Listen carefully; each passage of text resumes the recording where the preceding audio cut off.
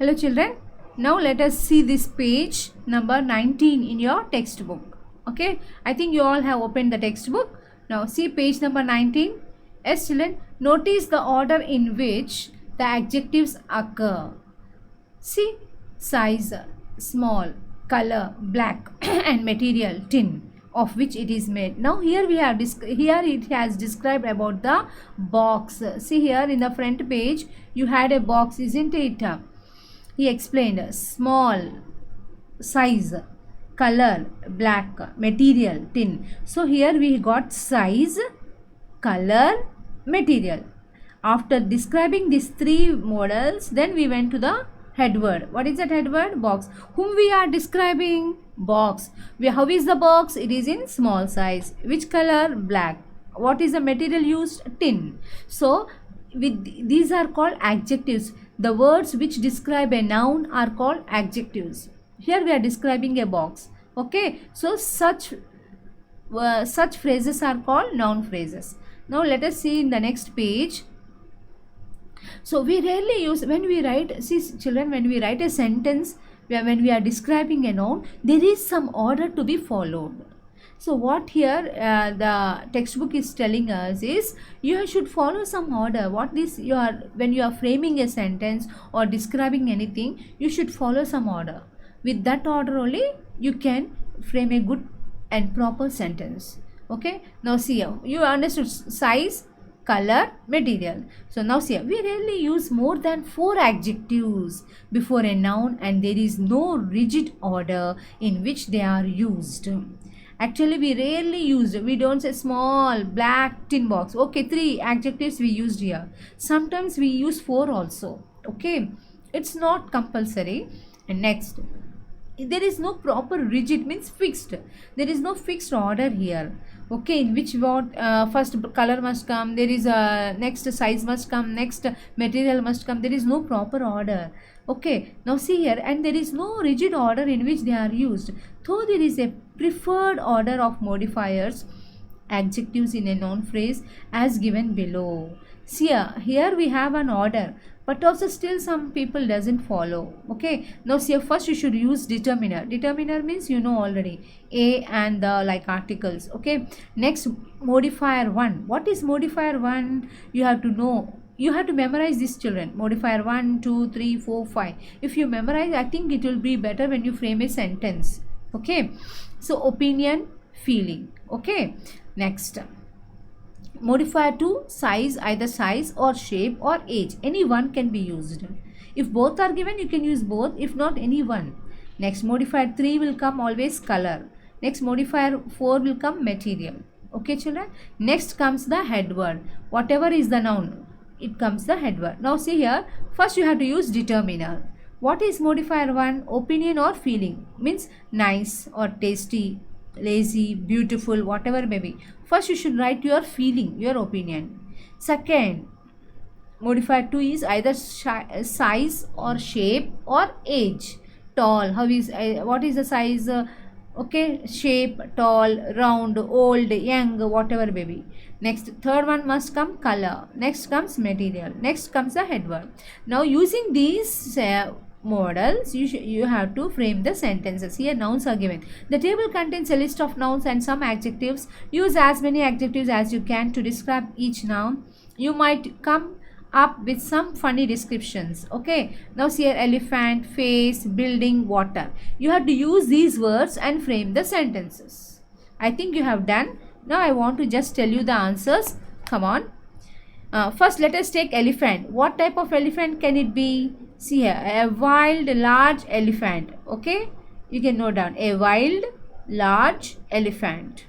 Next, face. Face will be cheerful, isn't it? A cheerful round chubby face. A cheerful round chubby face. Cheerful round chubby. Chubby means with full of cheeks. Chubby face. These all are nouns. These nouns must come in the last. Before that the adjectives must come. The adjectives must come in this order. Okay. First opinion, next size, next color, next material, next building. How do you write? A circular, multicolored, large brick building. A circular, how is that circular? Okay, next multicolored. Okay, next large, you can say brick building. What is the material used there? Brick building. Okay, next water, cold water or multicolored cold water, you can say. Okay children, I think you have understood this. Now let us go to the next, speaking. Children, you have to learn speaking. You have to go on speaking with your friends, your brothers, sisters, your parents in the house in English. Unless you speak, you can't. And you watch the videos of spoken English also. Okay, in groups discuss whether wars are a good way to end conflicts between countries. Then present your arguments to the whole class. Do you think war is a good to end the conflicts? Okay, to end the conflicts, what are the best ways to end the conflicts? Conflicts means you say na godavalu something, you say fightings in the house, quarrelings. These how to end? If you sit and discuss and solve your problem, will it okay? Or you need a war? If you need a war, will it solve the problem? You tell me your opinion. You have to speak when I call. You have to speak me in the phone. Okay children. Next, other one, what kind of presents do you like and why? What are the things you keep in mind when you buy presents for others? Discuss with your partner. For example, you might buy a book because it can be read and reread over a period of time. When you buy a present for a gift, as a gift to any one of your friend's birthday, you want to buy a present. What type of presents do you want to give her or him? By depending on his family status you give, or you give your own opinions. We think, okay, your friend's birthday, you want to give a gift. What is their family? They are very rich, they want very big gifts. My present is very small, I can't afford that much big. Will it be good or not if I give this one? You think, will it be good or not? Will this be good or not? Will that be good or not? You think, isn't it? So what kind of presents you like to give? Do you like what type of presents you like and why? Okay, next, what are the things you keep in mind when you buy a present for others? When you are thinking of any gifts, when some uncles or anyone bring and give you some gifts, you feel very happy, isn't it? So what type of presents do you like most? Either playing games or dresses or fancy items. Which type of things you prefer more? Or daily wear bags, handbags or chappals, or nice dresses, or whatever may be. First you tell me your idea. When I call you in the phone, you have to tell me. And next, what type of presents you like to buy for your friends? You discuss with your partner. Okay, and you can tell, you can speak in your in the mobile to your friends, and you can speak and tell me. Suppose your friend's birthday, you want to buy, ma'am, my friend's birthday, I asked her what to buy for her, then she suggested me to buy like this. Some people give books. Why? Because they can read again and again. Some people, most of the people, give watches. Why? Because they can use it in their daily life, isn't it? So what I feel, my opinion is, I want to give a present which they use in their daily life. So whenever I like to give more watches. Why? Because whenever they keep the watch, they should remember me. Or like napkins or dresses, like some caps. So I want to give such type of things which whenever they use it, they should remember me. So now you tell me what is your opinion. Okay children, think over and tell me. Okay, now let us go to the next page. What is the next page also we shall see. Now that is regarding speaking. Now this is regarding writing. You need to write in your books. Okay children, in your English books. Imagine that you are Jim. You have returned to your town after the war. In your diary, record how you feel about the changes you see and the events that occur in your town. You could begin like this. 25th December 1919, it's a Christmas today, but the town looks... What is he asking? You are Jim. You have returned to your own town after the war. You went to war and you came back. In your diary, record. You write personal diary, na? In that diary, you write the changes, how you feel about the changes you see in the events that occur in your own town. After coming from the war, you found some changes in your town. Come on, write how. Then you have to start in this way. Then write and show me. Okay, children? Or if you don't like, you have another option. Suppose you are the visitor. You are in the dilemma. You don't know whether to disclose your identity and disappoint the old lady or let her believe that her dear Jim has come back. Write a letter to a friend highlighting your anxiety, fears and feelings. If you want, you can write this one, the top one, or you can write the number B. What is it, children? What is this? You are some visitor. You went to the lady Connie and you want to present her. You are in a dilemma. Shall I go or not? Shall I go or not? What is that? You don't know whether whether to disclose your identity and disappoint the lady. You are not knowing. You want to go as a Jim or you want to go as a visitor. If you say that I am some other, I am not your husband. Yes, madam, I am not your husband. If you say, she will be disappointed, isn't it? She is feeling that her husband will come from a war. Her husband will come from a war. She wants to see her husband who returns from a war. And he promised that he would come on Christmas Day, isn't it? Then, will her husband come or not? Nobody knows, isn't it? You know. What is that you know? Her husband did not come.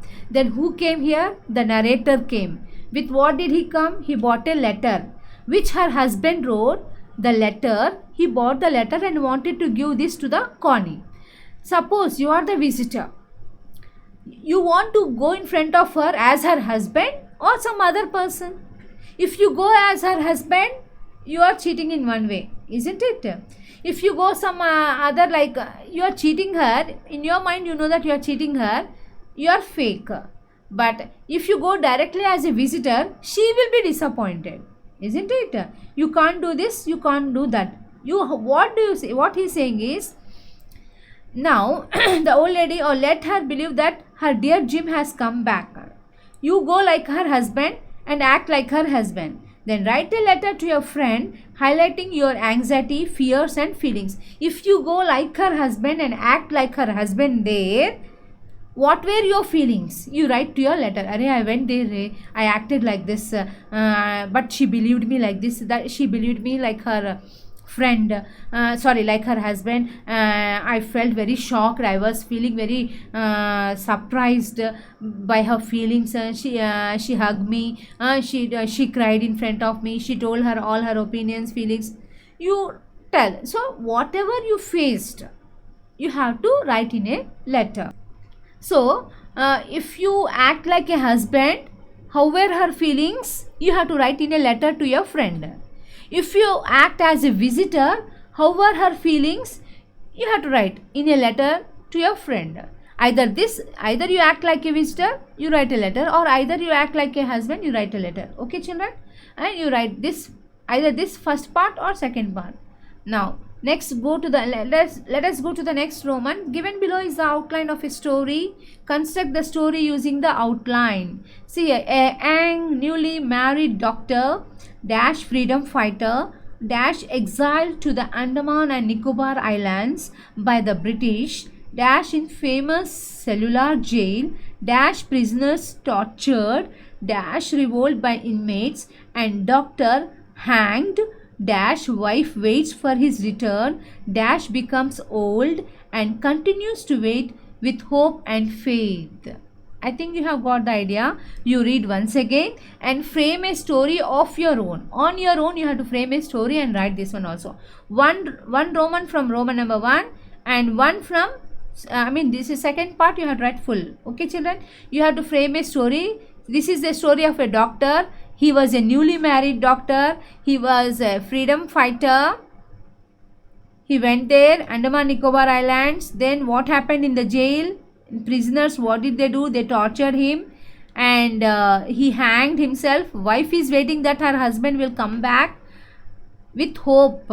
Okay, now think of your own and you can create your own story, children. Okay, next comes, here some are the new words, new quotations told by the Martin Luther King. Okay, war is the greatest plague that can afflict humanity. It destroys religion, it destroys states, it destroys families. See, the greatest plague that can afflict humanity. War will kill all. Means it destroys religion.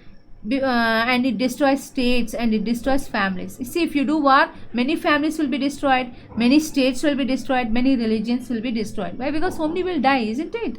Next, these words were told by Martin Luther King. This book is to be neither an accusation nor a confession, and least of all an adventure of, for death is not an adventure to those who stand face to face with it. It will try simply to tell of a generation of men who, even though they may have escaped shells, were destroyed by the war. This is Erich Maria Remarque, author of All Quiet on the Western Front. Okay, these are some of the quotations told by the great persons. Okay, children, I think you have understood. Now, in the next video, we shall go to the next lesson. Okay, children, until then, keep watching all the videos. Okay, bye.